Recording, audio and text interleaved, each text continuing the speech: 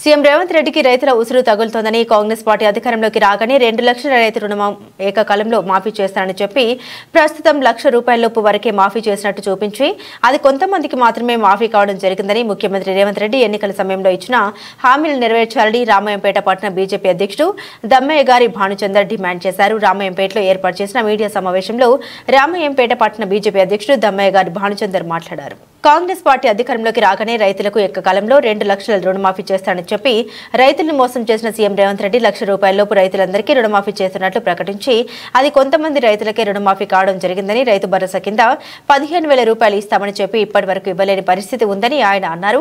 వర్షాకాలంలో రైతులకు రైతు భరోసా ఇవ్వకుండా ప్రజల్ని మోసం చేసి రుణమాఫీతో ప్రజల్ని మరోసారి మోసం చేశారని ప్రజలంతా గమనిస్తున్నారని ఆయన పేర్కొన్నారు. అదే పెడతా అని చెప్పి ప్రజలను మభ్యపెట్టి దాదాపు 8 నెలలు గడుస్తున్నా ఈరోజు ఒక ₹1,00,000 మాత్రమే రుణమాఫీ చేయడం జరిగింది. ఇది అన్ని ప్రజలందరూ గమనిస్తున్నారు. రుణమాఫీ అనేది ₹2,00,000 గవర్నమెంట్ చేస్తా అని చెప్పి కూడా ప్రజల్ని మోసం చేస్తుంది. ఇప్పుడు కాంగ్రెస్ కార్యకర్తలు కావచ్చు, కాంగ్రెస్ లీడర్లు కావచ్చు, వాళ్ళు జబ్బలు గుద్దుకుంటున్నారు, పాలాభిషేకాలు చేస్తున్నారు. ఎందుకు చేస్తున్నారో అర్థం అవ్వట్లేదు. ఈరోజు ఏదైతే రుణమాఫీ చెప్పి కొన్ని గోల్డ్ కావచ్చు, బంగారం పైన కావచ్చు, అట్లాంటి ఏవి మాఫీ చేయకుండా ఓన్లీ ₹1,00,000 అని చెప్పేసి మాఫీ చేస్తున్నారు. రైతు భరోసా కింద ₹15,000 రైతులకు ఇస్తా అని చెప్పేసి మోసం చేశారు. ఇప్పటి వరకు రైతు భరోసా కింద 15,000 ఈ పంట సీజన్కి సంబంధించి స్టార్ట్ అయింది. ₹15,000 కాదు, పోయిన ప్రభుత్వం ₹5,000 ఇచ్చింది. అది కూడా వేయడం లేదు ఈ ప్రభుత్వం ప్రజలను దోపిడీ చేస్తుంది, ప్రజలను మభ్యపెడుతుంది. కాబట్టి ఖచ్చితంగా ఈ ప్రభుత్వానికి ప్రజలు అందరు గమనిస్తున్నారు. ఖచ్చితంగా ఈ ప్రభుత్వానికి ధీటుగా సమాధానం చెప్తారు. రానున్న లోకల్ ఎలక్షన్లో ప్రభుత్వాన్ని ఖచ్చితంగా కూలగొడతారని ఈ సందర్భంగా తెలియజేస్తున్నాను. జై శ్రీరామ్, భారత్ మాతాకి జై.